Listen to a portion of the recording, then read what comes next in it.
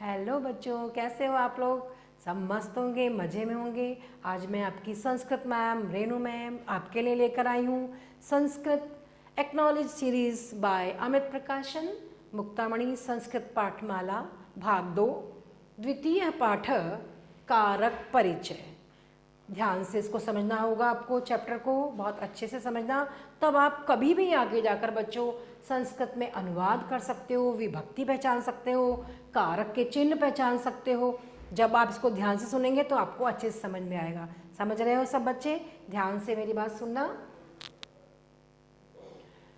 कारक संज्ञा या सर्वनाम का, संज्ञा या सर्वनाम का क्रिया के साथ संबंध बताने वाली, संज्ञा या सर्वनाम का क्रिया के साथ संबंध बताने वाली अवस्थाओं को क्या कहते हैं? कारक कहते हैं। क्या कहते हैं? कारक कहते हैं। देखा आपने यहाँ, संज्ञा या सर्वनाम की का क्रिया के साथ संबंध बताने वाली अवस्थाओं को कारक कहते हैं। जिन चिन्हों से या प्रत्ययों से, जिन चिन्हों से या प्रत्ययों से संबंध स्पष्ट किया जाता है, जिन चिन्हों से, जो कारक के चिन्ह मैं अभी आगे आपके बताने वाली हूँ, कि जिन चिन्हों से या प्रत्ययों से संबंध स्पष्ट किया जाता है, उन्हें संस्कृत में क्या बोलते हैं? विभक्ति बोलते हैं। क्या बोलते हैं संस्कृत में? उन्हें विभक्ति बोलते हैं। इस बात का बच्चों विशेष ध्यान रखना, कारक 6 होते हैं। वैसे तो बहुत सारी जगह कारक 8 भी बताए जाते हैं, लेकिन मैं आपको बताती हूँ कि कारक 6 क्यों होते हैं, 2 को किस लिए नहीं माना जाता है। ध्यान से सुनिए।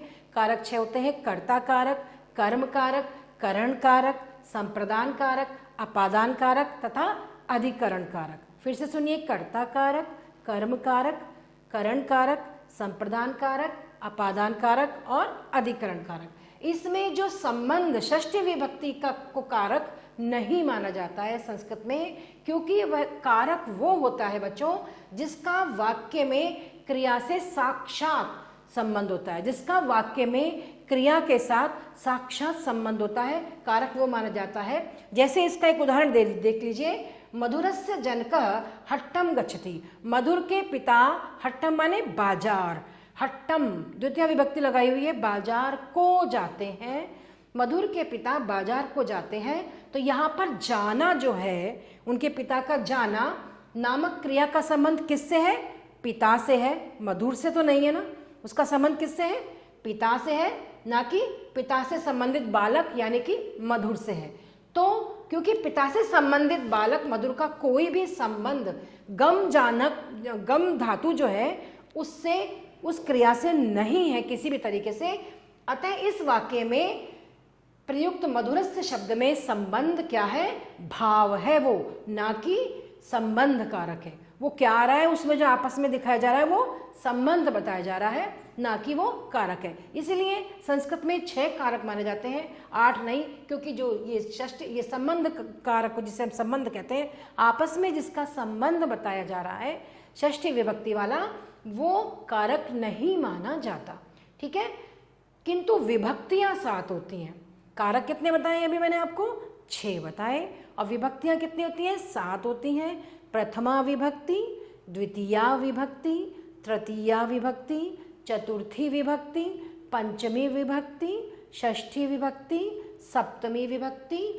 संबोधन जो है प्रथमा का ही, जो प्रथम विभक्ति होती है, प्रथमा विभक्ति, जो एक संबोधन भी दिया जाता है नीचे 7वीं विभक्ति के बाद, वो प्रथमा विभक्ति ही है, इसकी कोई अलग विभक्ति नहीं होती। जैसा हम प्रथमा विभक्ति में प्रयोग करते हैं, मान लीजिए हम बालक को कह रहे हैं प्रथमा विभक्ति में, बालकः, बालकौ, बालकः, तो हम संबोधन में केवल इतना करेंगे, हे बालकः, हे बालकौ, हे बालकः।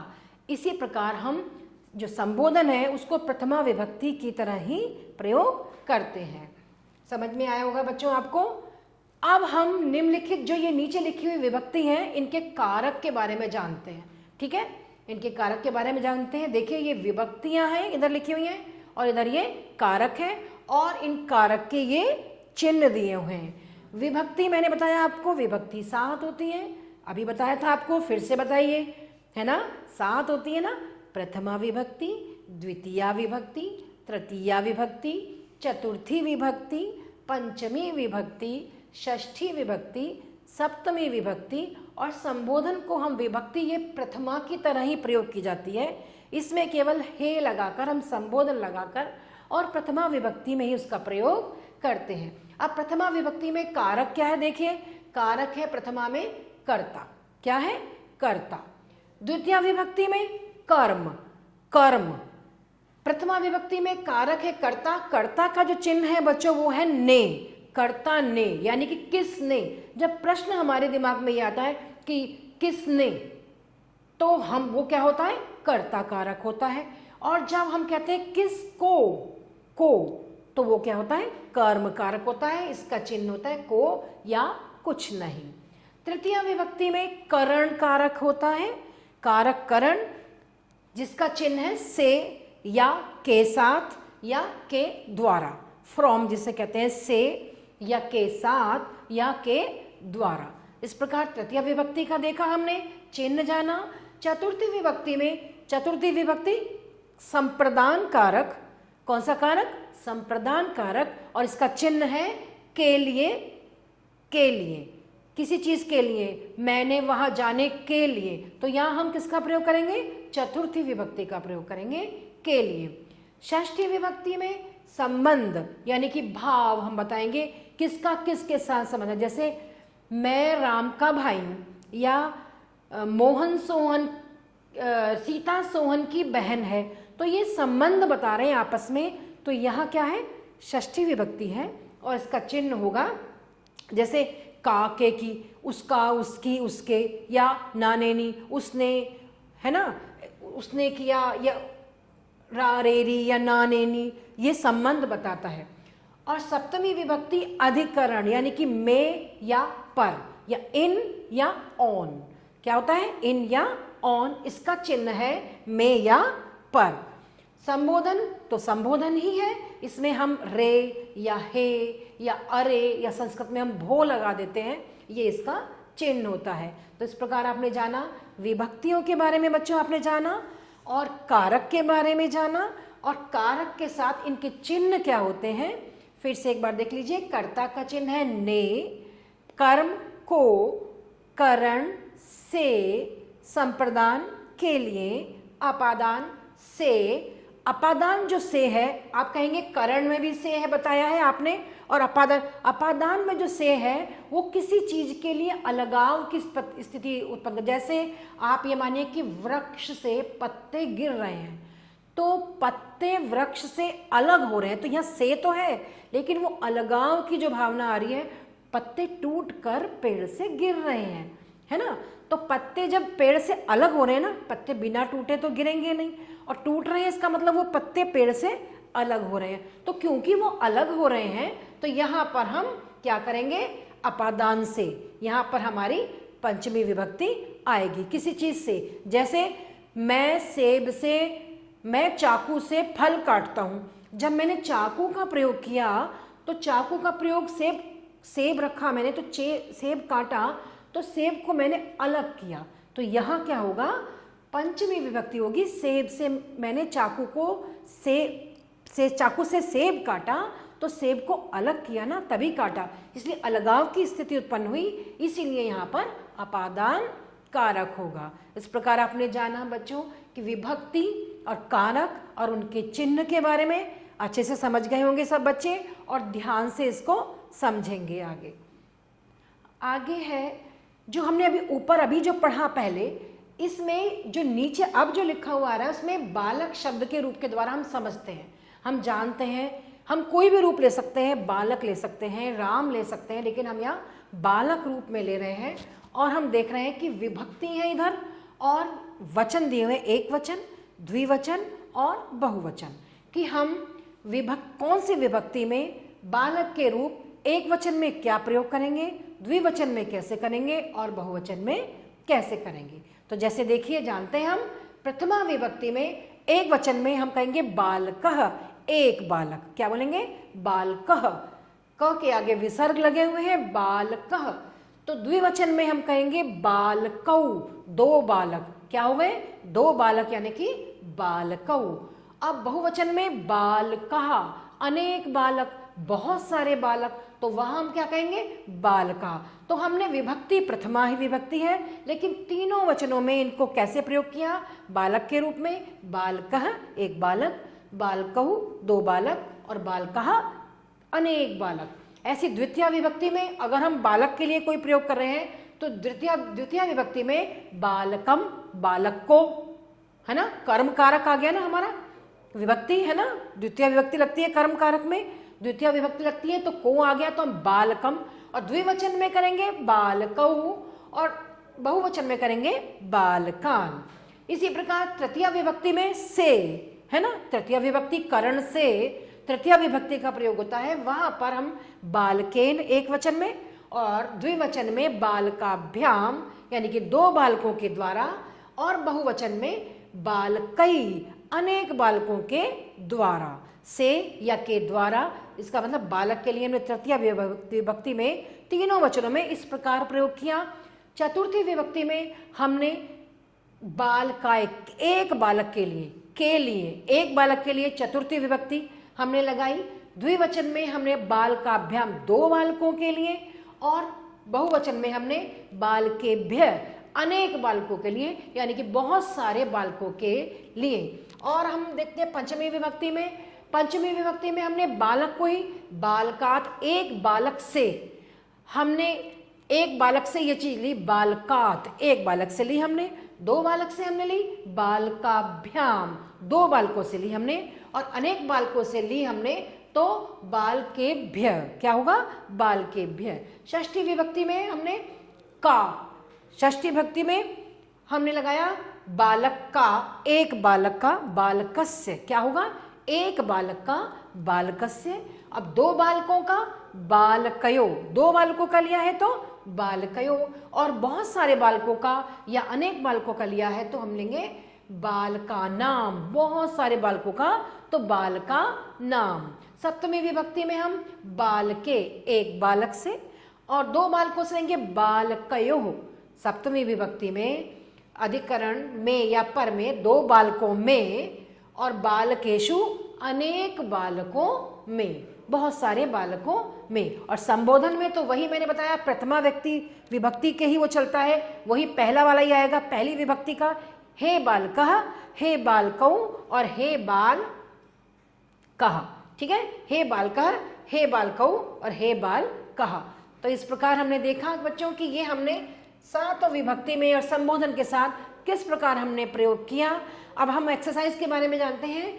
सही उत्तर को चिन्हांकित करना है, हमें आपको पहचानना है। पहला प्रश्न दिया है विभक्तया भवन्ति, विभक्तियां होती हैं। इन्होंने ऑप्शन दिए हैं, विकल्प दिए हैं, षट की सप्त या पंच। कितनी विभक्तियां होती हैं? अभी आपको मैंने बताया था विभक्तियां कितनी होती हैं, सप्त, 7 होती हैं। तो सप्त पर हम राइट लगा देंगे, सप्त। दूसरा है कलमेन पदस्य उदाहरणम अस्ति, कलम पद का उदाहरण है कलमेन। इसमें आती है बच्चों, अभी मैं आपको बताऊंगी, तृतीय विभक्ति।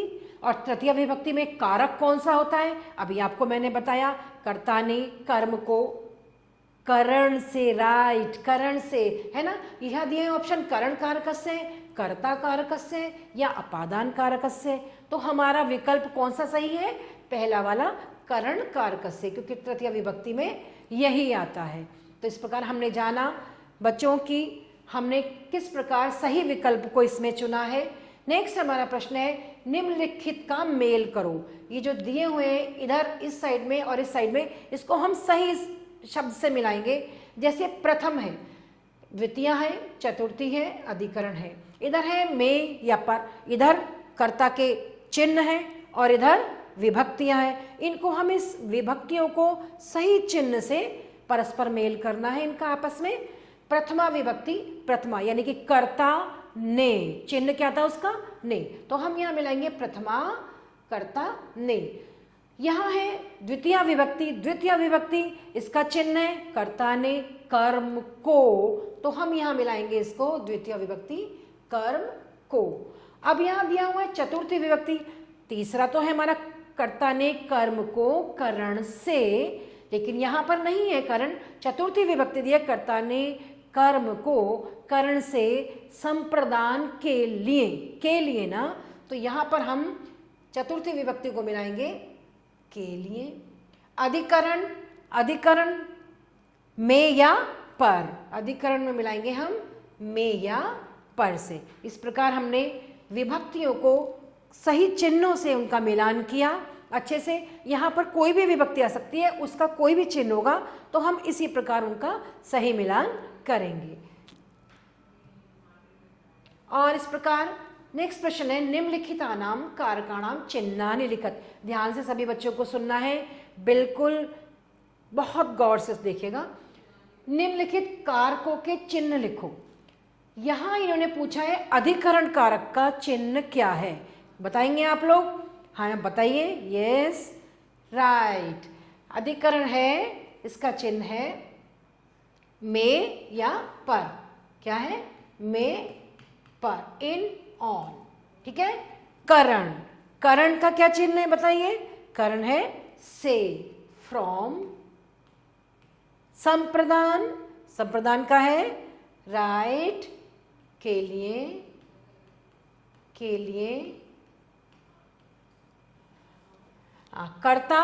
कर्ता बहुत आसान है, बताइए। कर्ता ने, राइट, कर्ता ने।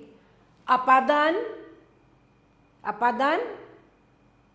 कर्ता ने कर्म को करण से संप्रदान के लिए, अपादान से अलग होने पर ना, अपादान से।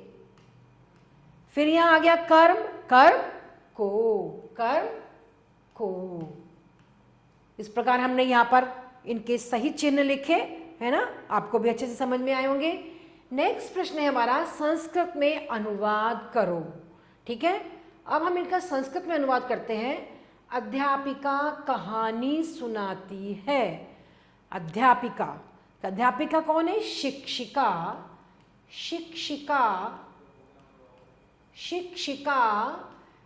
कहानी सुनाती है। कहानी, कुछ शब्द छिपे होते, कहानी को तो कर्म को, कहानी को सुनाती है तो हम कहानी होती है कथा में द्वितीय विभक्ति लगाएंगे कहानी को, तो कथाम। या तो हम कह सकते हैं कि कहती है या सुनाती है, तो हम कह सकते हैं कथयति, कहती है, या श्राव्यति, सुनाती है ना। तो इस प्रकार हमने जाना, अध्यापिका कहानी सुनाती है, शिक्षिका कथाम, या तो कथयति कहती है वो भी सही होगा, और श्राव्यति सुनाती है वो भी सही होगा। दूसरा है, दादी जी खाना खाती हैं। दादी जी किसे कहते हैं? दादी जी को क्या बोलते हैं संस्कृत में? पितामही। क्या बोलते हैं? पितामही।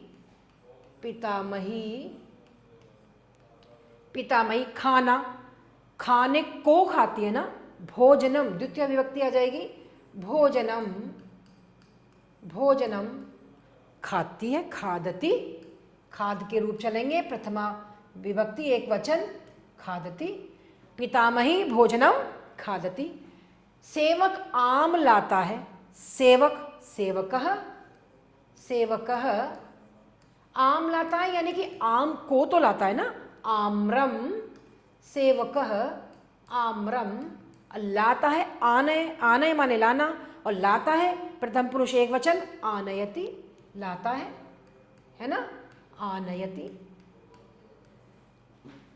सेवकः आम्रम आनयति। पहला देखिए, अध्यापिका कहानी सुनती है, शिक्षिका कथाम कथयति या श्राव्यति।